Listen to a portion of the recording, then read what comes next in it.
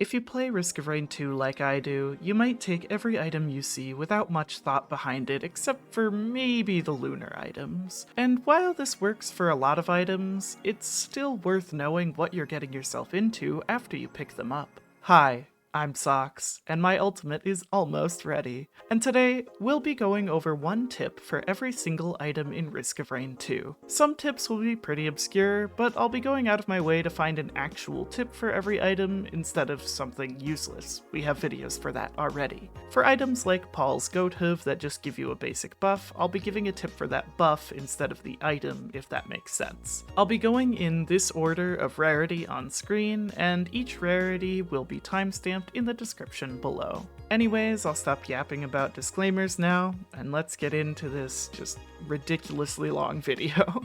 The Soldier Syringe grants you 15% attack speed, and for most survivors, this is as simple as it sounds. But for a few survivors, attack speed works in a slightly different way. For characters with a cooldown-based primary like Artificer and Heretic, attack speed will also reduce the cooldown that reloads the charges. This reduction also is not limited by the usual 0.5 second limit that cooldown reduction items like Purity and the Alien Head have, and will reduce the cooldown further. Tougher Times is one of the chance-reliant items in the game that suffers from hyperbolic stacking. This means that further stacks past 1 are less and less effective as you gain them. However, a good baseline to remember is that 10 stacks of Tougher Times will result in a 60% chance to block damage. Further stacks past 10 yield a very small result, so it's recommended to not recycle too many of your common items into Tougher Times after you have reached 10 stacks. This item is also not affected by luck. I just found this out in the making of this video, but the orbs dropped by the Monster Tooth get significantly larger as you pick up more of the item. This isn't just visual, but also practical, as the pickup range gets larger as well. This is barely noticeable at low stacks, but you should keep this in mind when carrying a bunch of this item if you want to maximize its value. Critical hit chance has a unique feature in that, unlike other chance-based effects, it is not affected by proc coefficient. What this means is that you will need no more than 10 stacks of Lensmaker's glasses to achieve full crit chance. This applies to all other forms of crit chance increasing items as well. Paul's goat hoof actually applies its movement speed differently from all other forms of movement speed in that it is calculated before anything else. This means that it is always valuable to grab at least one stack of this item even if the other sources of movement speed you have grant stronger buffs than the goat hoof. Despite my joke beef with Raydans on Blue Sky, I have to agree that the Bustling Fungus isn't that good. Because it's so bad, the only reason I can think of to take this item is in Simulacrum, as the 10-second grace period between rounds allows you to actually have a chance to stand still. The healing Bungus grants isn't bad, but standing still is usually a death sentence in this game, so just keep that in mind. When carrying a crowbar, always remember to save your highest damaging attacks to get the most value out of this item. Sure, it won't make a huge difference if you just shoot without thinking because you'll still get the buff, but saving your commando frag grenades, loader charged punches, and desperado shots for your first hit on the enemy will be much more effective. It can be a tempting idea to take both Shatter Spleen and Tri-Tip Dagger to get potentially double the amount of bleed. However, this is not the case, as when both items are held, only one of them will proc at a time. If you have, say, 5 Tri-Tip Daggers and 1 Shatter Spleen, the combo might be worth it. But if you have a full crit chance and pick up a Shatter Spleen, your Tri-Tips are better off being corrupted into Needle Ticks or as scrap. I've seen many people just sort of forget that they are even carrying a war banner, so I think some clarification is in order because the buff this item grants is definitely worth it. So when you start a teleporter event, try to plan out where you want to play around it during the fight. For example, you might want to set the flag down by cover so that you can still dodge attacks and stay in the area of effect to get the maximum value out of it. The Cautious Slug is one of the best healing items in the game, seeing as it is almost always active and has no requirement to activate besides just waiting. It's also a fairly simple item, but one very specific fact you should remember if you are on Void Fiend is that the healing this item grants will not affect his corruption meter, meaning that you can heal just fine without losing your access to corruption. Also, 2 or more of these slugs will completely counter Heretic's negative base regeneration. The shields given by the personal shield generator are pretty minimal, however it can be very useful due to the fact that it automatically regenerates after 7 seconds in only 2 seconds. This is particularly useful when you don't have a lot of healing items as well, as it will heal within 2 seconds as long as you don't take any damage. This regeneration will also ignore things like the halved healing from Eclipse 5 and the anti-healing from Malachite Elite enemies. When in an area that has Void Fog, the medkit can be used to regenerate very quickly. All you need to do is dip into the fog for long enough to take 1 to 2 ticks of damage, and then return to safety, as any amount of damage is enough to proc its healing. This also applies to any form of low damaging attack such as that from the Wisps or Fire Trail from the Blazing Elite enemies. As with most on-kill items, the gasoline can be very useful for area control. When holding one, it can be useful to prioritize a weaker enemy like a beetle or a wisp in order to proc the item's effect on the stronger enemies that you actually want to kill. Enemy prioritization is a whole can of worms within itself, but this is one of the easier aspects of that piece of game sense. Stun grenades can often find themselves as unfortunate scrap fodder in many people's inventories. However, if you are playing a character with consistent sustained damage like Commando or Rex, it can be very valuable to carry a few of them to help prevent some of the mid-level enemies from causing any problems. This is particularly useful against enemies like Greater Wisps and Clay Templars. The Bundle of Fireworks is an item that I think is generally underrated. This is because of its requirement of needing an interactable to activate. However,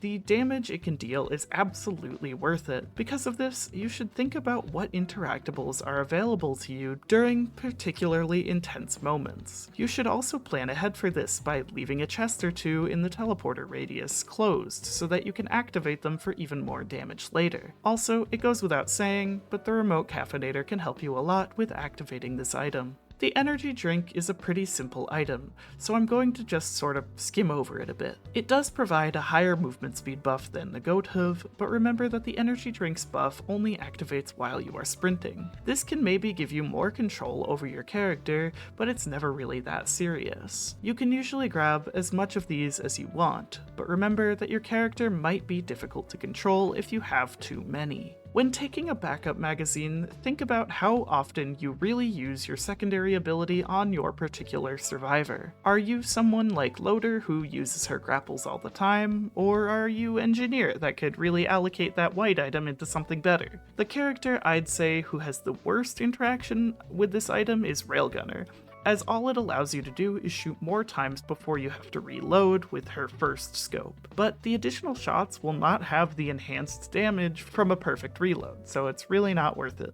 Remember that sticky bombs have a 0.0 proc coefficient. This means that their explosion will never activate any of your other on-hit items. Because of this, you should really only take this item for the effective 9% net damage increase per stack. This is nothing to scoff at, and this is still a very powerful damage item. Your rusted key box is a great option to use your sale stars on, since it has the same loot rarity spread of a large chest and costs no money. It's a very easy way to get some early legendaries to help out your run. Also, be careful not to scrap this item. I mean, you can, but you're effectively wasting the possibility of a very powerful item for just another common. Which, don't get me wrong, these are still powerful, but you know what I mean.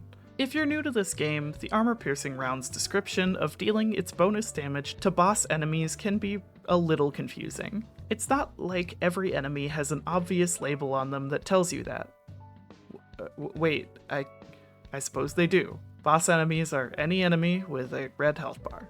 Simple as that. Barrier is a very simple aspect to this game. It quite literally is just overhealth, and while it can be applied to you when you are below full HP, it effectively exists as just more health. It's so simple, the only real suggestion I have for the Topaz Brooch is that it will not remove your one-shot protection, so just don't expect it to do that. The Focus Crystal is still worth taking even on higher range survivors. This is because of a mechanic called multiplicative damage scaling. There's a lot of weird math that sounds really boring behind multiplicative damage scaling, so I'll boil it down as best I can. Effectively, having multiple different items that boost your damage is more valuable than just having a bunch of stacks of the same item. Think of it this way: if an attack deals 100 damage and you have 2 focus crystals, the attack will do 40% more damage, or 140 damage. But if you have a focus crystal and a delicate watch, the attack will be multiplied by 20% and then 20% again,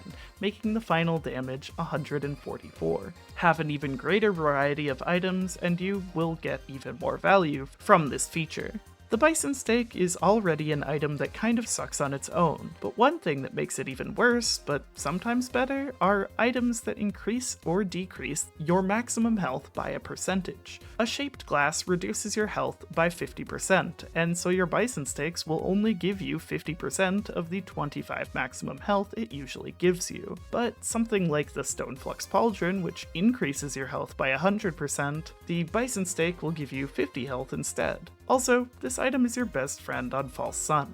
Remember that. Despite having armor in its name, the Repulsion Armor Plate does not give you any armor. It reduces the damage you take by 5 after all calculations have been made. This item is always worth taking, especially against enemies with sustained but low damaging attacks like the Clay Templar or Stone Titan, as each individual tick is affected by the damage reduction. Mocha equal half syringe plus half goat hoof. Yay. It's really as simple as that. It can be good to take this item to balance out your build, so instead of speccing into both attack speed and movement speed separately, you can do it all at once, but this is a really simple item, so there's not much more to it than that.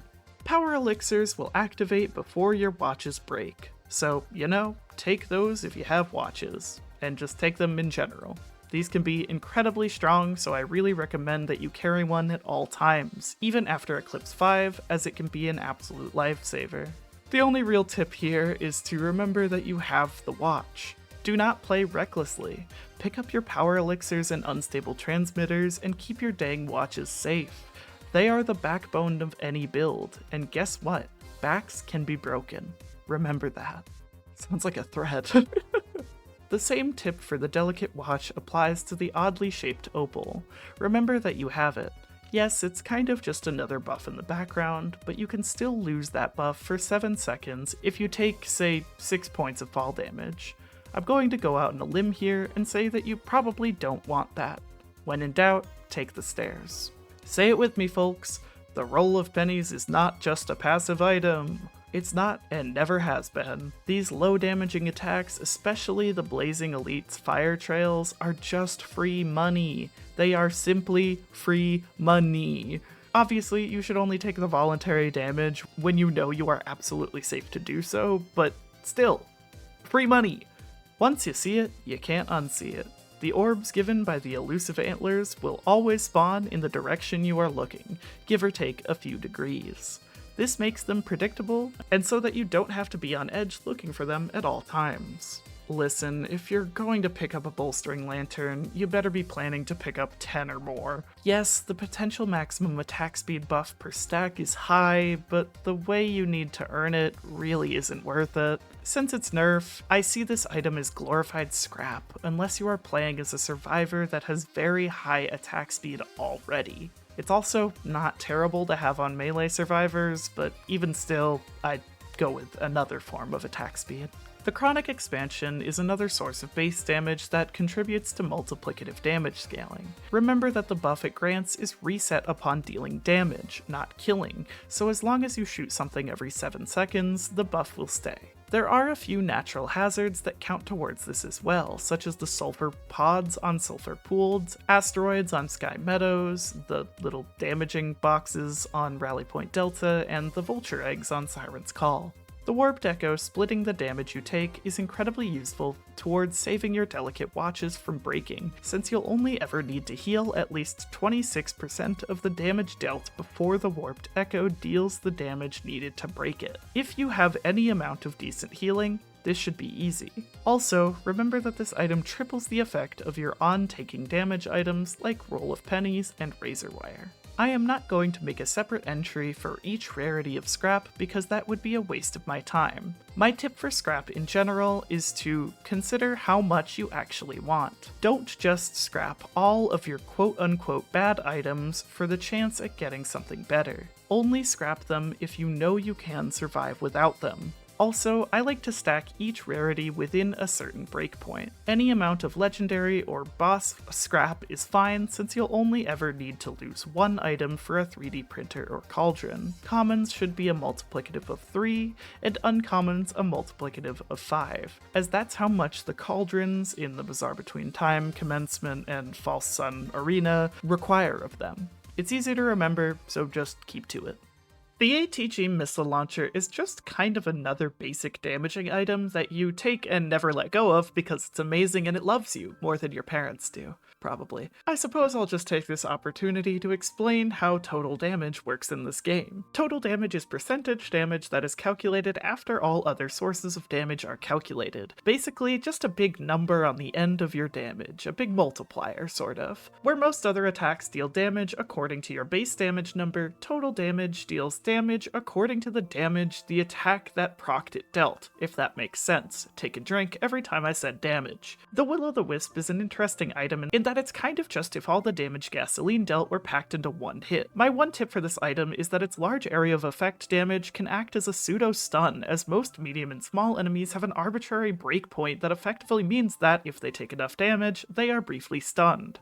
Same story with Gasoline, but killing smaller enemies first can be helpful to supporting yourself with fighting other stronger enemies. Look, if you're coming here genuinely needing a tip for how to use the Hopu Feather, I don't know what to tell you. I suppose it could be helpful to know that the jump height enhanced by the headset does not enhance the extra jumps given by the feather. Other than that, though, it's a double jump. Take it because it helps a lot.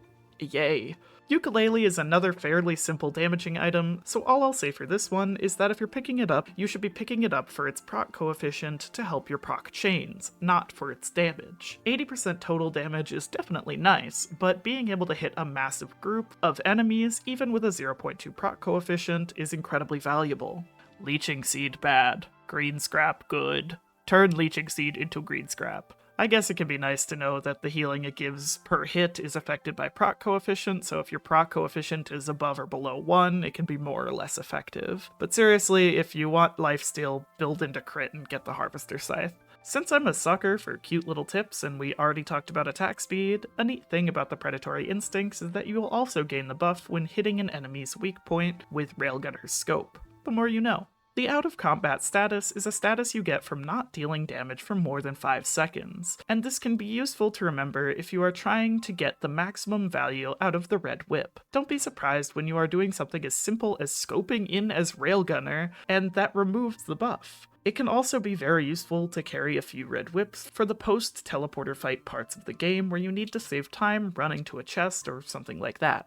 The Old War Stealth Kit is an item that I want to hate, but can't really. This item won't save your watches, but it can save your life, and has for me on multiple occasions.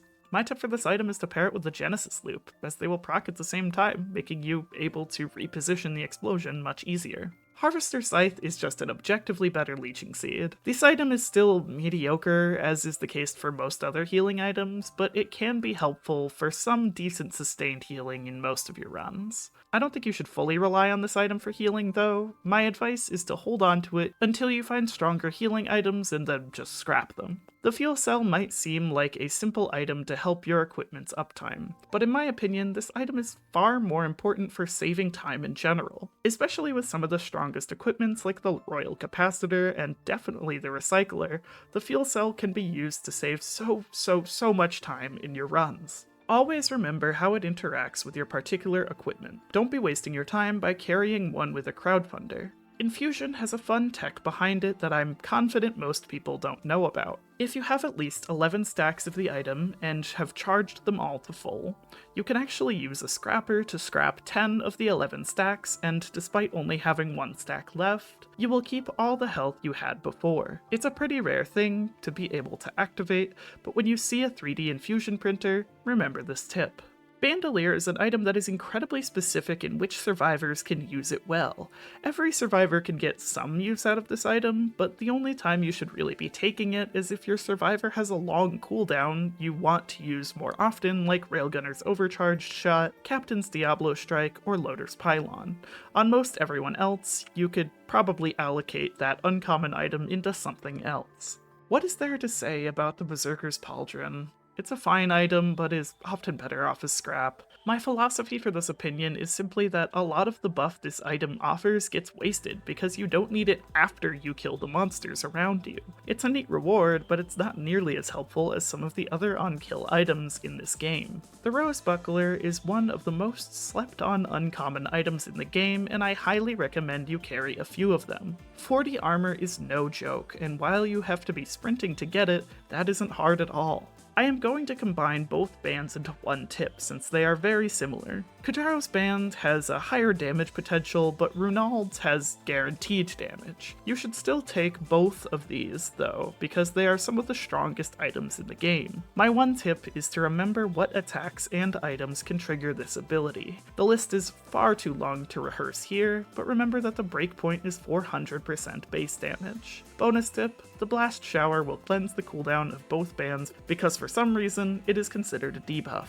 If you are picking up a Chronobauble, it should be for 2 reasons. One of them is to completely counter Eclipse 4, but the other, in my opinion, main value of this item is that it gives a free and reliable debuff that counts towards the Death Mark. Sometimes the Death Mark can be hard to get value from, and the Chronobaubles make this much easier. Look, I personally don't know how to do it myself, but what I do know is that the Wax Quail is incredibly useful for skipping the pillars in commencement. As far as I know, all you need is 1 Wax Quail and 1 headset, and you can just sort of run off a piece of steep terrain to jump up to the arena. There are many videos on this elsewhere. I personally don't bother unless I have to, but this is good tech to know to save time. Also, be wary of stacking too many quails, as it can cause your character to be very difficult to control. I am going to recycle the same stack breakpoint fact about the tougher times for the old guillotine. 4 stacks will execute elites at 1/3 of their HP, and 8 will execute when they drop below half.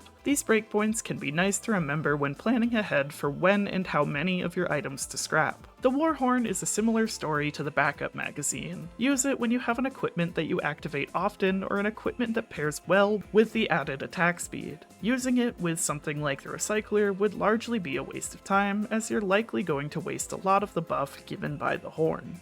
Let me be clear. The Lepton Daisy is not for you. While it can be a decent source of healing in a pinch, the fact that you have to wait for the teleporter to activate it for you can put you into a worse situation than you were already previously in. If you are picking up this item, it should be to keep your allies and minions alive, as it is much more consistent in doing that. The Razor Wire can be metagamed like the Roll of Pennies, where you can get some very powerful damage output by barely touching a Blazing Elite's trail or something like that. This also works with Void Fog. Keep in mind that also, you should always take this item as Engineer. Gore's Tome is a fairly simple item, just a little extra money after killing an enemy, but a useful tip to know about it is that the nuggets of gold give you exactly enough money for a small chest, no matter the stage. 2 of them giving you enough for a large chest, etc.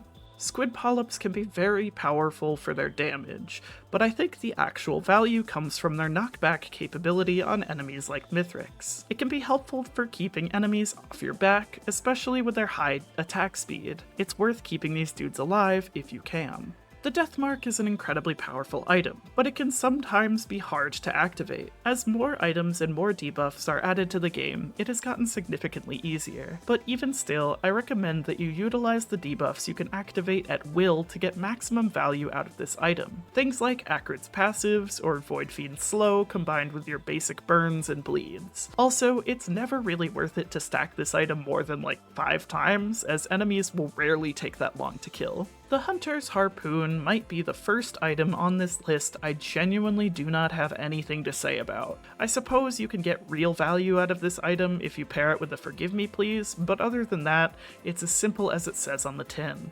Movement speed on kill. It's like an uncontrollable wax quail. So, if you're going to use this item, you better be stacking the hell out of it. The Ignition Tank is one of the most powerful items in the game, as long as you play into it. This is one of the very few items in the game that does nothing for you on its own. Don't let this item rot in your inventory forever without picking up a Gasoline, Wake of Vultures, Molten Perforator, Ifrit's Distinction, Molotov 6-pack, or being a survivor with a burn-applying ability like Chef or Artificer. My tip for the Shuriken is that it cannot be trusted. For those of you who don't know, it can proc both Kajaro and Renaald's ban on its own with just one stack, but this is both a blessing and a curse depending on which survivor you are playing on. On characters that sometimes struggle to consistently proc bans like Commando, this can be a huge help to your damage, but on characters like Loader, the Shuriken will often steal that proc from your stronger damaging abilities like her Charged Punch. So, use it wisely. Something nice about the regenerating scrap is that it will always take priority over your other uncommon scrap. Also, don't forget that you have this item when calculating how many stacks of scrap you have. The shipping request form is a unique item in that it is much stronger in multiplayer than in single player. This is because each player will get their own drop, but the rarity spreads will stack between players, meaning you can get a ridiculous amount of high quality items very quickly. This also works with the Lemurian eggs with the Artifact of Devotion. It is always a good idea to carry at least 1 to 2 breaching fins, as they will also contribute to multiplicative damage scaling. Even on survivors with low attack speed who might not be able to keep the enemies in the air, it can still be useful as the breaching debuff will count towards your death marks, leading to even higher damage. The Chance Doll is one of the most useful uncommon items in the game, leading to many early legendaries and uncommons that you might not have otherwise acquired. My one tip for this item is to not commit too much time to chance shrines just because you have this item. Yes, it has a lot of potential, but it also can potentially waste a lot of your time in the long run. The Luminous Shot is yet another case of being better on some survivors than others. This item is reliant on 2 things: the strength of your primary and the uptime of your secondary. I wouldn't try to metagame this item either. Try to leave it on in the background and remember to actually use your secondary ability every now and then to ensure that you at least get some value out of it. The Noxious Thorn can spread your death mark debuff. Yeah. This, combined with the fact that it contributes towards Deathmark with its 10% bleed chance, can be incredibly powerful and should be utilized if you get the chance. My general recommendation for when to get rid of prayer beads is to wait until you have at least 10 stacks of the buff. Each stack is equal to about a 2.5% increase to all of your stats, so 10 stacks will become a permanent 25% buff. This buff will be given if you lose your stacks of prayer beads in any way, including when Mithrix takes them from you in stage 4 of his fight. My one tip for Sailstar may seem obvious, but it is to just remember that you have it. Don't be like me and waste it on equipment barrels and save it for something better. Your usual best options are obviously legendary chests, large chests, rusted chests, damage chests, and adaptive chests. Most everything else is fine as well if you don't have any of the previously mentioned interactables available to you, but you should definitely plan ahead for this kind of thing for the chance at much higher rarity items. For our final uncommon item, the Unstable Transmitter, I recommend that you do not go out of your way to use the damaging aspect of this item. If it's active, that means you had to be at low health. The aura is meant to be a way to repel any melee or close range enemies that try to get near you as you heal, not as an active attack. We've finally made it to the Legendaries, and we'll be starting off with the Brilliant Behemoth. The explosion created by this item procs anything that the shot that caused it procced itself, meaning if you eviscerate something with the Lost Seer's lenses, anything else hit in the explosion will be eviscerated as well. The Ceremonial Dagger is one step off of a passive ability. You can try to metagame it like any other on-kill item, but you don't really need to put that much thought into it. I suppose one tip I have is that the knives will fall to the ground and disappear after 10 seconds, so if you want to get the most value out of this item, you can wait a bit before killing any enemy to ensure the knives do not deplete. While the Frost Relic certainly sees more success when used on melee survivors, don't be afraid to hold on to it as other characters as well. The damage this item has to offer is incredibly slept on, and I highly recommend you hold on to it as a form of self-defense against enemies nearby. The Happiest Mask is both one of the worst items in the game, but it can be detrimental to you as well. Some of the ghosts you create that have friendly fire attacks like the Clay Dune Strider and Void enemies will still kill you and you can't fight back. I highly recommend you scrap this item as soon as possible for your own safety. My recommendation for the headset is to use its damage ability sparingly.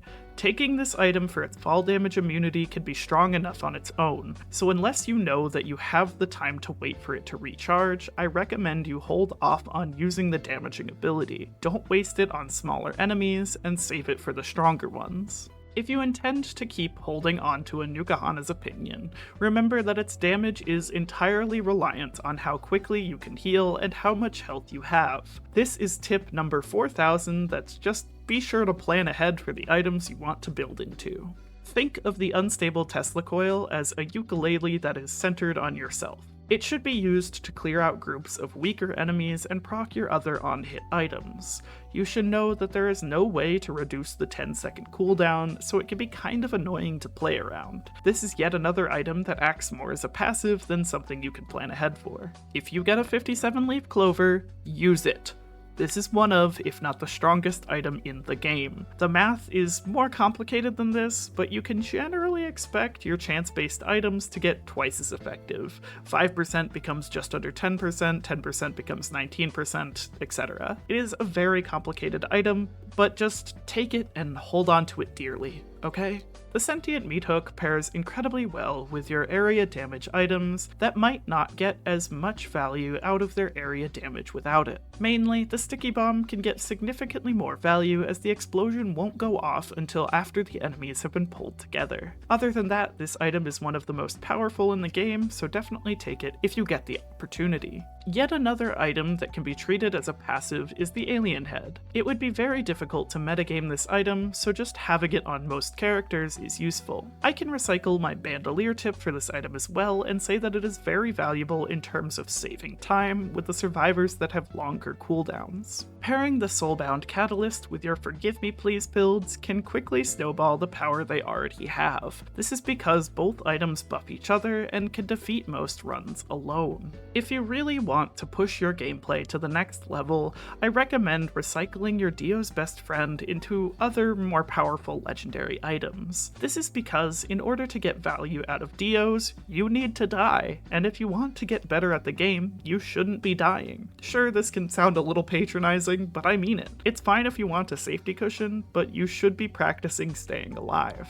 The Hardlight Afterburner is yet another cooldown related item that you should be taking according to your survivor. On a character like Captain, it isn't super necessary, though still helpful. But on survivors whose utility abilities are movement abilities that can help keep you alive, this item can certainly help you out a lot. When carrying a wake of vultures, your enemy priority should change yet again to shooting the elite enemies first. Most of them are already a priority, but it can get more complicated than this. Try to prioritize elites that work better with the character you are playing. Overloading elites for survivors with higher attack speed, Malachite for close range survivors, and Gilded when you're low on money. This item also works well with the ignition tanks, as blazing elites are some of the most common. The Rejuvenation Rack is fine. It's fine. Healing in this game is only as good as how much you need it, if that makes sense, so doubling it is fine, but rarely game-changing. If you're good enough at dodging and have the right defense items, you shouldn't be taking any damage at all. However, this item isn't terrible in the Eclipse department because it will fully counter Eclipse 5, which many players report as being one of the most annoying to deal with. The Aegis is also bad, but this time it isn't as salvageable. While Barrier can be useful for avoiding damage that could otherwise be more punishing, it's not something you should spend too many resources into. I will say that this item can pair exceptionally well with Engineer, as when paired with the Bungus, his turrets can stay alive for significantly longer. Where the Symbiotic Scorpion is useful on survivors that deal low consistent damage, the Shattering Justice helps those that deal slower but more impactful damage. I highly recommend that you pair this item with a few Noxus Thorns, since the entire Pulverized debuff will be transferred to nearby enemies, which can be powerful towards your area control in the long run. When most people see it for the first time, they often think that the Resonance Disc is too complicated to really understand, but it's really not that bad. It's really just as simple as, after killing 4 enemies in 7 seconds, the disc attacks nearby enemies and bounces between them for a lot of damage. Due to this item activating on kill, using it in conjunction with the FMP can be very valuable in the long run. Also, you can attack some environmental things, like the sulfur pods on sulfur pools, to activate this item's effect faster. The Interstellar Desk Plant is a great source of healing. However, due to the same reasons I've talked about with previous healing items, it can only heal you so much. Because of its large area of effect and decent healing though, I think this item should be treated similarly to the Lepton Daisy in that it should be taken to keep your minions and allies alive. Still, this is one of the worst legendaries. Even though the devs hate me and refuse to make the defensive microbots a naturally spawning item, I'll still give a tip for it. My tip is that the item actually stacks with attack speed. It says this in its description, but I cannot emphasize enough how powerful this can be. Some of the strongest attacks are projectiles like that of the Greater Wisp, and this item completely counters that. Also, this item will destroy lingering area of effect attacks like the Lunar Chimera's death pools and Mini Mushroom's attacks as well, making it even more powerful. The Laser Scope is the first item that I truly do not have a tip for. It's really powerful because it effectively adds an extra multiplier onto your critical damage. Your base critical damage is 2 times, and this makes it 3 times. It's that simple, and very strong, so hold on to it if you find it. I suppose one small tip I can throw in is that unlike most other crit-related items in the game, this item does not provide any amount of crit chance increasing effect, so grab those glasses, folks. The ICBM is in the same boat as the Ignition Tank, seeing as it will literally do nothing without a missile-creating item. To help you with this, the items that become substantially more effective with the ICBM are the ones that you would expect, like the Disposable Missile Launcher, Plasma Shrimp, and HEG Missile Launcher, but it also works with the Engineer's Thermal Harpoons and the Bundles of Fireworks. The spare drone parts is a very useful item that turns your commonly mediocre drones into powerhouses. Just remember to actually pick up some drones to benefit from this buff. One thing I will note about this item is that it can turn a lot of previously useless equipments into powerful ones with the equipment drone. Items like Gubo Jr., the Ocular HUD, and Silence Between Two Strikes become significantly more powerful now that this drone carries a gun. Like I said previously, the Symbiotic Scorpion is incredibly powerful, especially on survivors with high attack speed but low damage. The effect it applies may seem useless at first, but it is actually very powerful since armor can actually be reduced below 0, up until the enemy is taking double the amount of damage they would normally take. You will rarely need to worry about this limit though. The shell of its former self, Ben's raincoat, really just doesn't belong in the legendary category anymore. Yes, dodging one debuff every 5 seconds is nice, but again, if you practice, a lot of the scary debuffs that it blocks are easily avoidable. It can be useful to see this item as a prevent, not a cleanse, since it does not get rid of already activated debuffs and will only prevent new ones when it is off cooldown. Overall, this item just isn't what it used to be, and personally, I believe it belongs in the uncommon category. Do not be fooled by the illusion that paints the bottled chaos in the legendary red aura. This item is a lunar item, and it is full of evil and betrayal. While getting extra equipment effects every now and then can be useful, it is not, actually, and can be very detrimental by, for example, relocating you with the volcanic egg or recycling an item you want to keep. I suppose, at least, that this item is funny. That's all it really has going for it. Returning to the trend of legendary items bringing you into the sanctuary of Proc Heaven, we have the electric boomerang. This item is strong, even without the Somerang bug it previously had that I think it should have kept. It does require you to get fairly close to the enemies, but the added strength of this item is nothing to laugh at, as it's essentially like having a second primary fire. And on top of its proc helping ability, it also stuns and can stun lock most enemies without even trying. The Growth Nectar used to be a very powerful item that was difficult to acquire, but now it is a much weaker buff, with the trade-off being that it has no restrictions on how many active buffs you need to activate it. That sounded like word spaghetti, but the thing you need to know is that multiple survivors can instantly and sometimes permanently get a few bits of this buff without having any other items to help it, namely Seeker and Bandit, as their stacks of Tranquility, Saving Grace, and Desperado stacks will always contribute to the Growth Nectar's buffs. If you're like me, the description of the runic lens seems very daunting and confusing, but it's actually quite simple. All it says is that, at minimum, this item has a 1% chance to activate and deals 2000% base damage, but the stronger your attack damage is, the higher chance it will have to activate and the more damage it will deal. This item is incredibly powerful, even if it will sometimes miss the faster enemies like Mithrix. The Sonorous Whispers is an item that also has since fallen from grace. It is unique in that it is really only powerful if you are able to get it early in the run.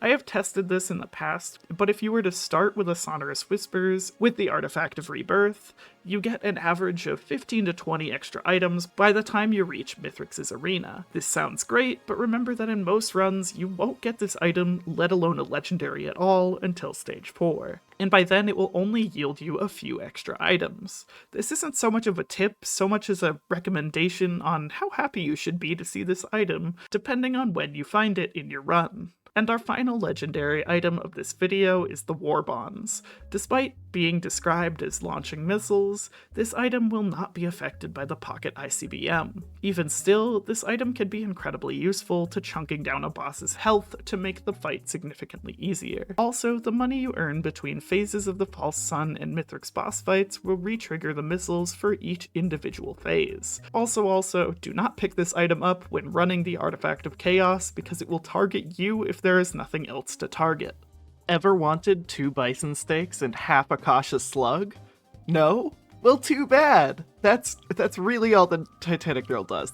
That's it. Yeah. Titanic Neural, it's better than nothing. I suppose 40 health is nice, but if you get the opportunity to scrap this, the only thing I recommend you do is not scrap it for a Genesis loop, since that's usually worse.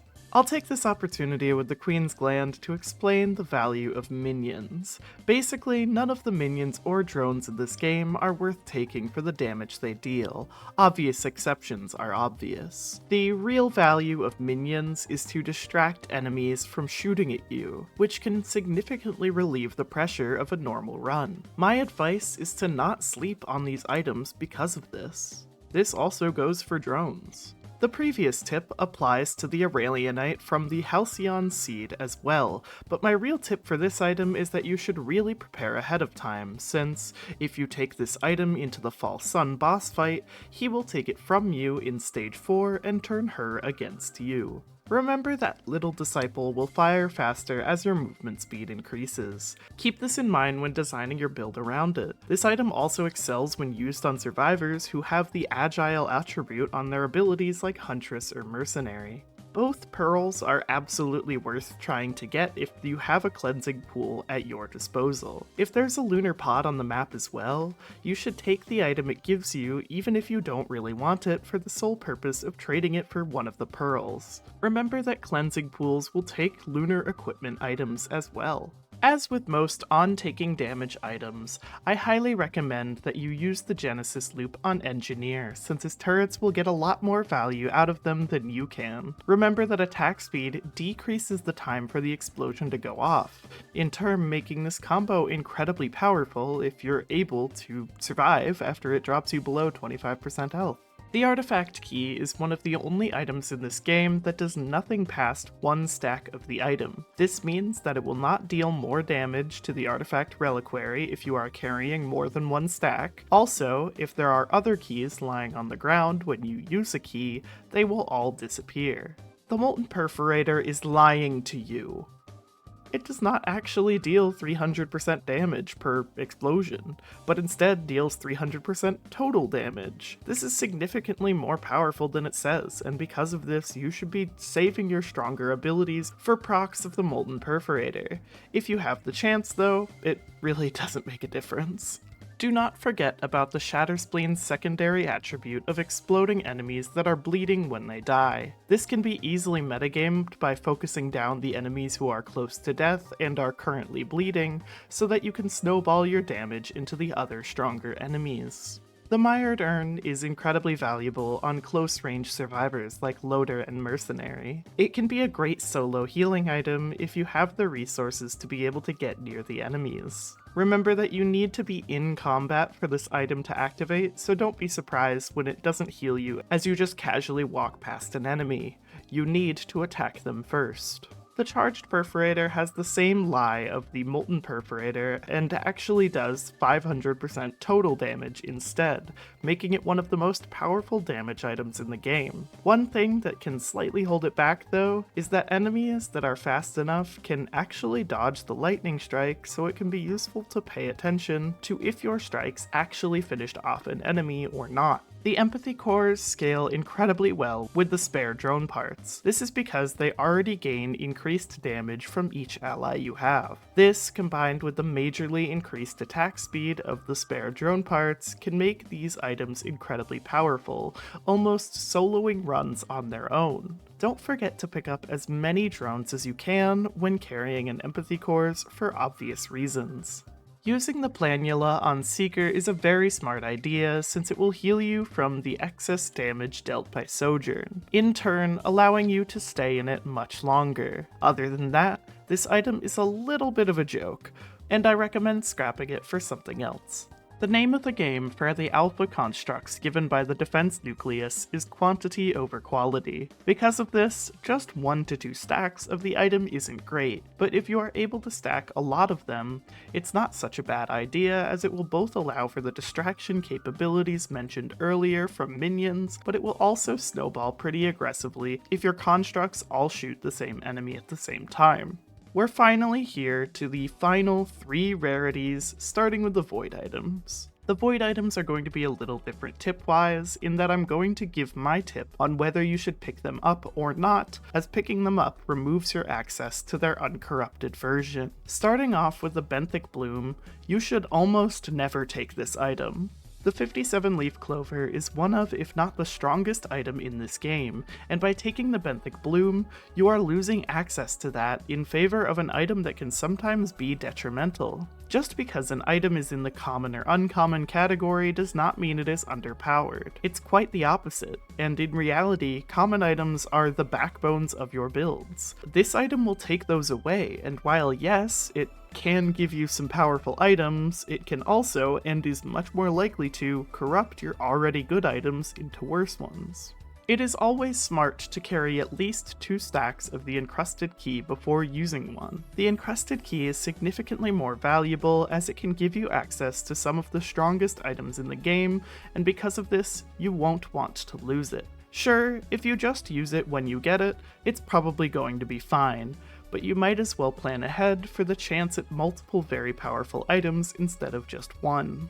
The Lost Seer's Lenses is an intriguing item, I'll give it that, but in reality it's really not worth losing your crit to. Unless you have a comical amount of them or very high luck, this item isn't worth giving your time to due to how unreliable it is. Usually, the enemies you want to die instantly are the bosses anyways, so it's rarely worth trading the double damage from crits for a chance to insta-kill a beetle sometimes. The Lysate Cell is yet another cooldown related item that is entirely reliant on what survivor you are playing and what equipment you are holding at the time. If you are holding something powerful like the Recycler on a survivor with a menial special like Commando, this item can be worse to take than to leave on the ground. But if you are carrying something like a Crowdfunder on a survivor like Engineer or Captain, it's absolutely worth taking. Think about how much you use your special compared to how much you use your equipment, and there's your answer. The needle tick is another survivor-reliant item in that it is specifically designed for survivors who have attack speed that is too low to sustain the bleed from the tri-tip dagger, or characters like Loader who need to get in and get out and cannot afford to stay in to keep their bleed ticks up. Characters like Loader, Mercenary, and the False Sun, who might not be able to keep their bleed active on the enemies, are good candidates for this item, whereas survivors like Commando and Huntress, who do not have an issue with this, are not. This item's also obviously great once you get a Shatter Spleen, as again, the Tri-Tip and the Shatter Spleen do not stack with each other. If you are planning to pick up a Void-Hatched Zoya, you better be stacking a lot of them. By having a bunch of these items, you can become very powerful, but by only having a few, you are losing your access to a lot of very powerful boss items. I'd say that, unless you have 6 or more boss items, this is rarely worth taking. Also, be wary since your Void allies will still kill you in their detaining attacks. The Plasma Shrimp is a quantity over quality alternative to the ATG missile launcher, and because of this, my advice is to only take it if you do not have a lot of ATGs. ATGs are incredibly powerful to stack, but the Plasma Shrimp is more reliable and consistent and also allows you to proc your other items more often. So it's really up to you as to which you prefer to have in your current build. I think a lot of people would say that the Plasma Shrimp is much stronger, but I personally don't agree. This is the only Void item where I truly believe it is 100% up to the player as to whether they pick it up or not. The Pluriptid Larva is the better of the two Void legendaries since it still grants you the second life that the Dio's best friend does. On top of this, though, having this item means that you could potentially, tactically KYS to obtain some Void items like the Polyloot or Plasma Shrimp that can make your builds incredibly powerful. Obviously, only do it if you're confident that you won't lose your new life as well. Speaking of the Polyloot, this item is busted as hell! Not only because each individual hit is not calculated proc-wise separately from the attack that procced it, but it also deals a ton of damage. This item is like if the 57-leaf clover could also deal a lot of damage and is absolutely worth taking over the ukulele in basically every chance you get. The Safer Spaces is also much more powerful than its uncorrupted counterpart. This is because of one major aspect: predictability. The Safer Spaces allows you to plan ahead and know that you have this safety cushion before going into a dangerous situation. The item stacks incredibly well, and on top of all of this, it can block some sources of damage that are actually beneficial, like that from the Shrine of Blood. Just remember to wait for the cooldown first, obviously. On the opposite end of the spectrum, Singularity Band is evil and dumb, and it also kind of smells bad. This item deals significantly less damage than its two uncorrupted counterparts. Yes, the pulling enemies together aspect is nice, but you can just have a Primordial Cube and get the same effect. Do not waste your time with this item, as it will remove your access to the two strongest uncommons in the game. The Tentabobble is kind of a direct upgrade to the Chronobobble. I genuinely can't see a reason for not taking it except for maybe the fact that it won't proc on every hit like it will for the Chronobobble. This item will also root bosses like Mithrix and the False Sun and is very valuable because of that. Whether or not you take a Void Sent Flame is entirely up to if you are carrying a Forgive Me Please or not. If you are not, take it. The damage and snowballing capability of the Void Sent Flame is absolutely worth it, and will surpass the sometimes wasted potential of the Will-o'-the-Wisp very quickly. Yes, the Wisps deal more damage, but the Void Sent Flame will never be wasted like the Wisp will if there are no other enemies around. Also, you can proc this item on yourself if you actively deal the damage to yourself with the Hellfire Tincture or Seeker's Sojourn ability. And our final Void item is everybody's favorite, the Weeping Fungus. This item is objectively better than the Bustling Fungus for one obvious reason. The obvious reason behind this is that just think about what percentage of the game is spent sprinting compared to the percentage that's spent standing still. It is practically incomparable and is really as simple of a decision as that. Always take this item unless you're on Engineer, as if you have enough, the Bungus can outdo the Wungus in healing numbers and area of effect. But even then, and don't tell anyone I said this, taking the Wungus on Engineer is sometimes a good idea. Oh god, I think they're at my door. Shaped glass takes away one-shot protection. Shaped glass takes away one-shot protection. Shaped glass takes away one-shot protection. You should still take every one you see, even if you have 121 stacks already. Just do it. One more couldn't hurt. The Brittle Crown pairs exceptionally well with the crowdfunder since the money it uses to shoot will be paid back by the crown. It allows you to potentially shoot infinitely as long as you don't miss or take damage. Transcendence counters like all of the Eclipse levels. Actually only 3, but you know. If you want a significantly easier time, you can take this item to counter Eclipse 1, 3, and especially 5, since shields are not affected by healing or calculated with fall damage. Due to some weird and messy math stuff, the Corpse Bloom pairs incredibly well with the Rejuvenation Rack, since it is somehow able to make it increase your healing by 8 times the amount instead of the expected 4 times. Do not be fooled by the ominous blue aura surrounding the Gesture of the Drowned. This is a legendary item and should basically be taken without a second thought. The only exception I can think of for this is the Recycler, as it can often take away items from you that you might have otherwise wanted. This has cursed me many a time before. I am going to combine the Heresy items into one, as they all sort of have the same tip. Taking them is always up to how often you use their respective ability slot on your current survivor. Taking Essence of Heresy on Engineer or Captain would be awful, but taking it on Rex, who has a special that doesn't do as much for him as it does for them, isn't such a bad idea. Think about how much you really need that ability, and if you could genuinely do more with the replacement. And yes, if you take all 4, you will turn into Heretic. So yeah, you could do that. The Beads of Fealty is the only other Lunar item which I would fully recommend you take without a second thought. If you are planning to obliterate, then obviously don't take this item, but otherwise, this is a free Lunar item for any cleansing pools you find, and if you don't find any, it won't hurt you.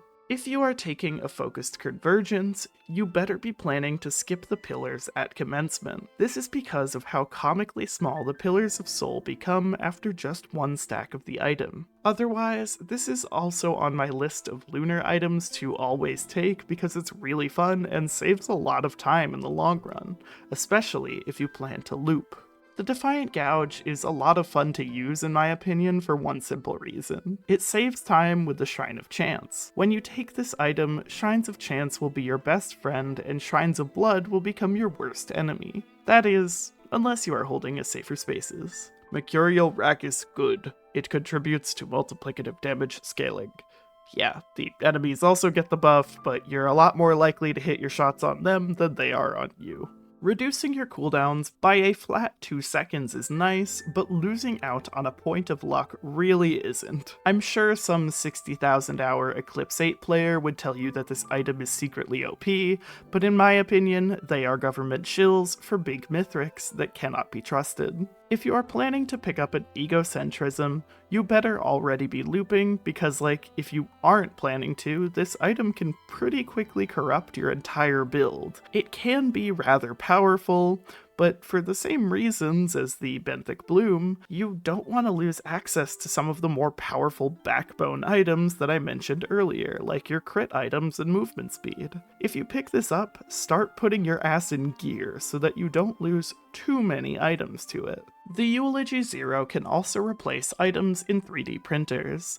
This means that you can hold onto it as you find a printer that gives you a better Lunar item and then trade all of your Lunars for it, including the Eulogy Zero, to stop its BS. It's one of the only items that supports getting rid of itself. Do not take the Stoneflux Pauldron unless you already have at least 2 times movement speed or are a survivor with a lot of movement speed. If you don't, the game will get substantially harder very, very quickly. Only take the Light Flux Pauldron if you have cooldowns that are particularly punishing and are playing a character that can afford to lose their attack speed. As for really any Lunar item, just plan ahead. The long-standing solitude pairs very well with the brittle crown, since the brittle crown will earn you more money and, in turn, XP, and the long-standing solitude will completely counter the downside of the brittle crown. This combo has some of the most time-saving potential in the game. The meteors spawned by the glowing meteor are not falling projectiles like the ones from the runic lens. Instead, they are just explosions that spawn on the ground. Because of this, being airborne for as long as possible and staying mobile is a great way to avoid them. Be careful though, since they can still target you in the air. The Spinal Tonic's downside can be completely negated by keeping it constantly active.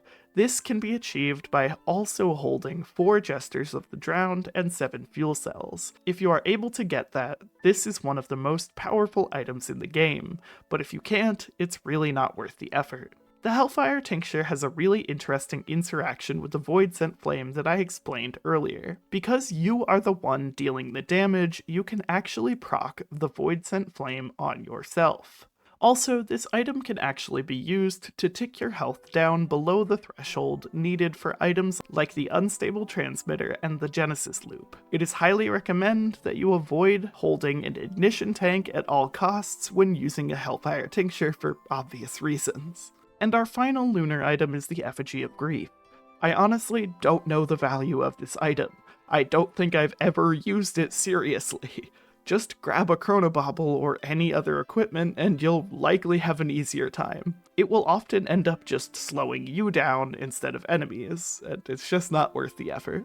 We've finally arrived at the last rarity of this video, the equipments. This script is 19 pages long as of this message, and let me tell you, I am freaking tired. I'd really appreciate if you subscribed for my efforts, as it would help me out a lot.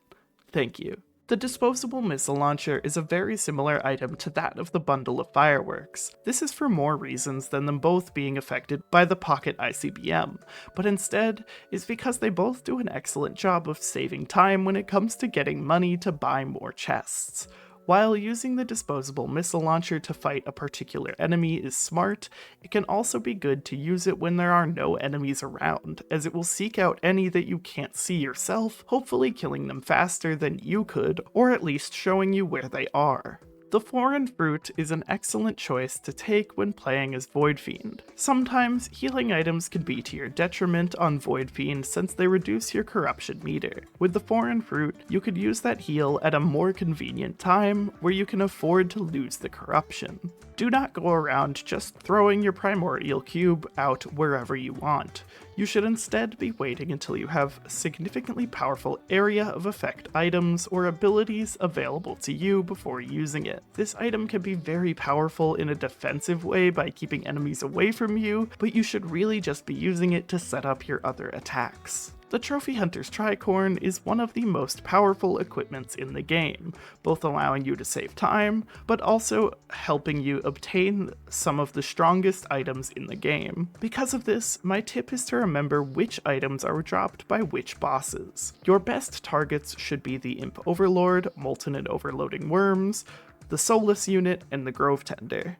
Don't use this on the first Stone Titan you see just because you can. The consumed version of the Trophy Hunter's Tricorn, commonly known as the Ahoy hat, can still activate your on-activating equipment items like the Warhorn and Bottled Chaos. It is also by far the strongest item in the game and should be held at all costs. The Ocular HUD is one of the equipments that does much better in the early game compared to the late game. This should be used in stage 1 to 2 until you are able to get substantial critical chance. By then, you should drop this item for obvious reasons. It can still be very powerful on Railgunner, though, as it will effectively add another multiplier onto her critical damage. Captain's Defensive Microbots item is applied to all the drones that you currently have. This includes the drones spawned by the backup. Because of this, giving this item to an equipment drone will allow you to get a lot more value out of the microbots, as the equipment drone will both get one of its own and spawn the backup faster than you can. The Prion Accumulator. Despite seeming like it is some incredibly powerful item with its unlock requirements, it isn't that strong. The damage it can deal is nothing to scoff at, but the 2-minute and 20-second cooldown is nothing if not brutal. I recommend you run at least 3 fuel cells to counter this, but not gestures, as you will want to aim this item predictably. When playing as a robot character that's Chef, Rex, or Multi, and carrying both a Gubo Jr. and spare drone parts, the copy made by you will get the buff from the legendary item. This can be incredibly powerful, even if Gubo Jr. clones do not inherit the rest of your items. The Milky Chrysalis is a nice item, but it's not one you should really be holding on to for a substantial amount of time. Its sole purpose, in my eyes, is to skip the pillars in commencement, and help you get to areas your particular survivor might not be able to reach, such as the guaranteed Newt Shrine on Rally Point Delta. This same philosophy goes for the Eccentric Vase, which is basically just a quick way to traverse the map and not much more than that. Once you get significant move speed, you can let go of this item. The Royal Capacitor is busted as hell, and should be used in conjunction with your crowbars to deal maximum damage. The 20-second cooldown on this item feels like cheating, and I suggest you take full advantage of that. Always prioritize the strongest enemies with this instead of wasting it on a single Lemurian or something like that. The Molotov 6-pack is the stationary monster's worst enemy. Don't try and hit airborne enemies with this thing, as you'll really only waste your efforts. Save the cooldown for your enemy Stone Titans and Beetle Queens who will take the most damage from it. Also, ignition tanks, of course. Don't forget that your shipping request forms will also benefit from the executive card, since they are considered multi-shops. Just because you can buy everything from every multi-shop doesn't mean you necessarily have to. Sometimes it's not worth wasting time for that one topaz brooch that you could buy but really don't need. The crowdfunder often struggles because the gold you can get can sometimes be too restrictive in the early game, making use of this item very questionable. I recommend saving it until the late game, or if you choose to loop, where money is less of an issue. This item can also be used while using Shadow Fade from Strides of Heresy, which is a really fun combo. The Gnarled Wood Sprite is an excellent candidate for your equipment drones, as the very short cooldown becomes practically nothing, and granted you don't have too many other minions, it will always heal you over itself. The passive healing will be taken from you, but this means that the equipment drone will be less likely to die. The radar scanner is kind of negligible to anyone who has played this game for more than 20 to 50 hours. You're going to be exploring most of the map anyways, so you don't really need to find things like that. However, this can be useful when you are in need of a scrapper but can't find one. I suppose this is also a good choice to give to your equipment drones. The Blast Shower is the looping player's best friend. It can still be used in Eclipse, but when you begin to loop and run into stronger debuffs, such as Anti-Heal and Lunar Ruin, is when it begins to shine most. A second reminder that it will cleanse the band's cooldown as well, making them incredibly powerful. The Volcanic Egg is a very glitchy item. Any ability where you channel something can be held inside the egg when you activate it. Examples include Artificer's Flamethrower, Seeker's Meditate, and Multi-Saw Blades. The Jade Elephant, due to its low duration, should be used to disengage from a fight rather than to stay in the middle of one. You need a lot of fuel cells and gestures to make this effect permanent, so you really only want to use it when you have to.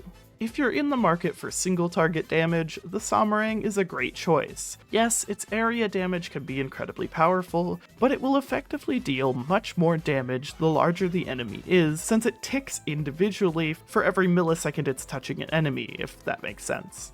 You might not think much of the Recycler. Items are random anyways, so what's the point of randomizing them again? Well, you really just need to use it to understand the power for yourself. There is a limit for how often you can recycle things, but if you are on a map with a scrapper and any 3D printer, you can infinitely recycle an item, scrap it, and print it to eventually get any item you want. The Supermassive Leech is similar to the Ocular HUD in that it is really only an early game item. Once you get so much as any decent healing item, you can trade this item for anything else. It's nice early game, but is rarely useful anywhere else. It is an excellent idea to run the Warhorn with the Gorag's Opus, as it will give you a substantially powerful buff to attack speed every time the equipment is activated. Since the buff is given to all of your allies, this item is also great to give to equipment drones. Since it activates on kill, the Soulbound Catalyst will activate with the Forgive Me Please. Throw in a gesture of the drowned, and you have an infinitely renewing on-kill activating machine. This 2-item combo on its own is pretty great, but you'll obviously need on-kill items to proc with it. While the healing from the remote caffeinator is nothing to scoff at, this item should be seen as a portable interact point. This allows you to consistently spawn multiple instances of the squid polyp, but more importantly, the bundle of fireworks, without being held back by the position of other interactables. It is almost like the Seed of Life was specifically designed for the False Sun boss fight. Since it is a fully passive item, at least in single player, it will still activate even after the False Sun removes your access to it in stage 3 of his fight. Because of this, it is an excellent choice to bring with you into the fight. The consumed version of the Seed of Life can be thrown anywhere and almost stored for later use. If you let it shoot out most or all of its orbs, you can run into it later for an emergency heal for up to 20% health. Ifrit's Distinction is a great choice for every survivor, but will particularly shine on melee survivors because it will allow you to get significantly more value out of the Trail of Fire. Otherwise, this is one of the strongest items since, even on its own, it will deal 50% additional damage from every single one of your attacks. It is my advice to keep the silence between 2 strikes at an arm's length. The 50% shield sounds nice, but can be more of a problem than not. If you're unlucky enough, you could be kept at 50% health for a really long time. Shields are really something you should either be fully committing to or only have a few of. Her Biting Embrace is an interesting item, but since slowing enemies is only so useful and the Chronobobble exists, this item is often worse than most other equipment items. His Reassurance is also a nice and unique item, but it can really be replaced with other better things. There are usually better ways to heal your minions, like the Lepton Daisy and Interstellar Desk Plant. The Aurelianite's Blessing is the only elite aspect with an active ability as well as a passive ability, but unfortunately the active ability isn't very strong, dealing only 15% damage at the edge and 150% in the middle. It isn't very powerful, but the passive effect of giving you gold is absolutely useful in the early game, so pick this up if you get it. Giving the Nukahana's Retort to an equipment drone is another great idea since it can both deal damage with the spike bombs, but also stop the enemies from healing, which can sometimes be a really big nuisance. Despite looking like an activated ability, the spike balls are not activated and are instead just passively activated on a timer. This means you cannot increase them with attack speed or any other source, even though I really wish you could. As with most other elite aspects, the Spectral Circlet can be used to apply a unique debuff with each attack, allowing for an easier use of the Death Mark. This item is also a good idea to give to your equipment drones since they will make you invisible when they fly near you, which is a lot more valuable than everything else being invisible. His Spiteful Boon is a nice idea for an ability, but works a lot better for the monsters than it does for you. You and your allies will be taking a lot less damage than the monsters, so you can really do better than this when it comes to equipment items. Shared Design is a very unique item in that it's kind of just a bunch of passives on top of each other in a trench coat. You get a Transcendence, cripple effect on your attacks, gain a special attack, and on top of all of that, gain a whopping 30% movement speed increase. Honestly, it's that last one that helps you the most, so I recommend you take it for that above all else. And finally, I said I'd include every item, so the Fuel Array works with your Engineer turrets, making them explode as well. If you want to risk carrying it, then go ahead. And that, finally, brings us to the end of this absolute monster of a video. I do hope my tips were helpful, and if they were, I'd really appreciate a like on this video. Sorry it took so long, this was just a lot of work, so just any support is welcome. Thank you to our members for supporting the channel like they do, and thank you again so much, just so much, for watching. Bye-bye.